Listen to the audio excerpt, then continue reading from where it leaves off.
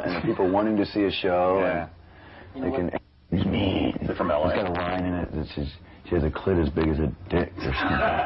They're really heavy. In the middle of their show, I guess they're all really scary looking, but in the middle of the show, all of a sudden they stop and they go, "Excuse me, are those lip service jeans you're wearing?" It's like Black Sabbath stuff, but it's just really heavy. Ah. They're from LA? Yeah, I think so. Jesus. They have this T-shirt, and it's like this scary woman in garters, and she's got like some rope around a guy's head or something. He's between her legs, and it says, "Smell the magic." This is a band for one of MTV's shows, I'm sure. What's the thing on Sundays at midnight?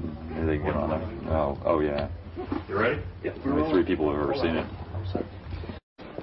Revolutionary change.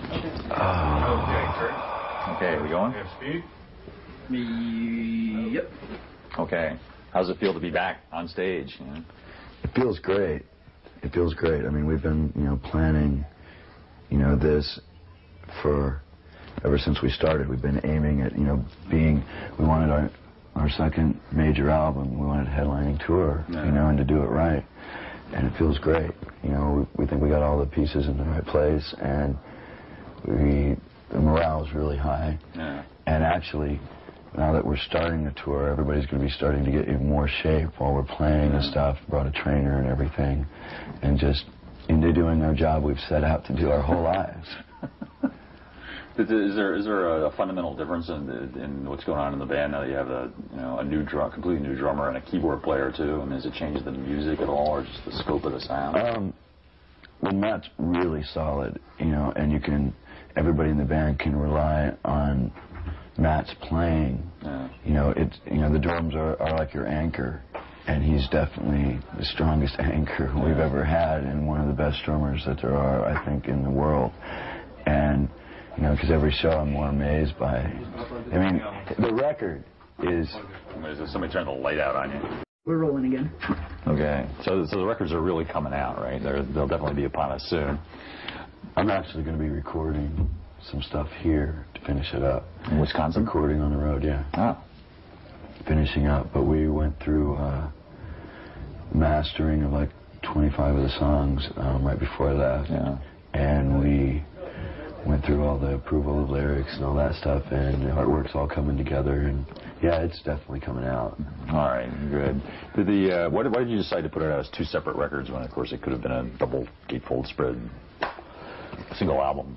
Well, on album form, on the Wax, it's 4 albums, because we wanted to have the deepest grooves and stuff for.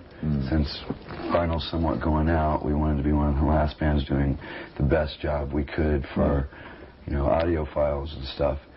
The deepest grooves and the minimal amount of time on each side. And figuring out the sequencing was really hard, trying to, to start each side and end each side with a cool song so it sounded like it began and ended right, resolved properly. And the CDs and the tapes being, 2 separate things, we were like going, well, a lot of kids and a lot of people, when they go to buy a record, they go to buy one, and they won't be able to, it's like, if there's a choice, well, I'd like to get Guns N' Roses, but it's $29.95, and this other band's $12. Oh, I'll get that one. We're like, maybe we can, get past that a little bit. Pass there. You can buy one or the other. How does it sound better, on CD or on vinyl? I'm sure it will sound better on CD. We work to make it sound stronger on CD, but we're going to, definitely work on the mastering to get the best sound we can on the vinyl. Everything gets as much attention as anything else. Every single song's got as much attention as any one song. every little part. You know, we're kind of perfectionists who never quite get it right, but. Is there some sort of different concept for each of these records? I mean, is there a different mood for each one, or? Well, I'd say the first half of the first CD is more in line with Appetite, all new songs, and the second half of the first CD has Coma and November Rain and The Garden, so some really experimental numbers for us.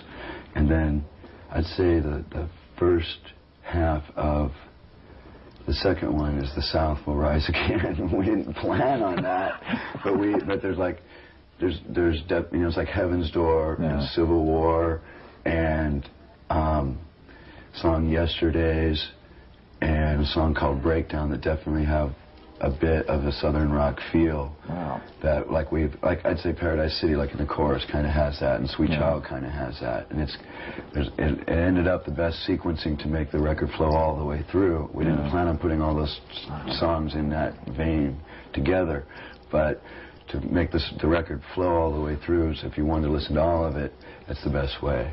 You know, and there'll be a version of Don't Cry on both records, one on the first one and one on the second. And the one on the first one is the newly recorded version of the original lyrics, and then the second one is the newly recorded version of alternative lyrics. They're kind of like 91 updates, got different words and melody in the verses, and it just kind of happened while I was recording the other one. We were like, I mean, that's the song that, you know, basically is why one of the reasons we got signed. And people in L.A. that have been our fans since we started playing clubs were always bummed we never put it on record, but we were kind of trying to save what we considered one of our ace cards, because we didn't know if we'd sell 5 records, you know, or what.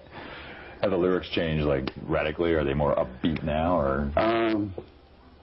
I don't know that it's more upbeat or anything. It's just kind of where my head's at with that song now. You know, rather than making a nostalgia piece, you know, when we do the new one or hear it.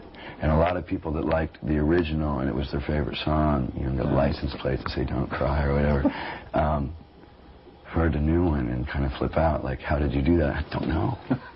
But, you know, when we were in the studio, I was like, I don't know what's happening, Mike, but just let me go with it. You know, and it worked out really nice. And my friend Shannon Hoon's in a band, Blind Melon, and he's from Indiana, and they were doing Don't Cry back there. They got a bootleg demo tape in Lafayette, and I didn't even know him. I'd known his sister. But he has a really gorgeous voice, so we do like kind of a duet on the songs. Oh, wow. He sings on 4 songs. He sings on The Garden and sings on You Ain't the First. Well, there's a lot of other vocalists on this. I mean, is he singing songs? Yeah, I mean, I worked on bringing the other people out with what they did. I thought what they did best. You know, we still haven't worked it out on stage how we do it yet. You know, but is there going to be a point where you're going to be able to play like all this material on stage? Could you really perform it all on stage? You know, a dream I have is to get to where I can do a 3-hour show. And right now we don't use a set list. We just pick song to song on how it feels and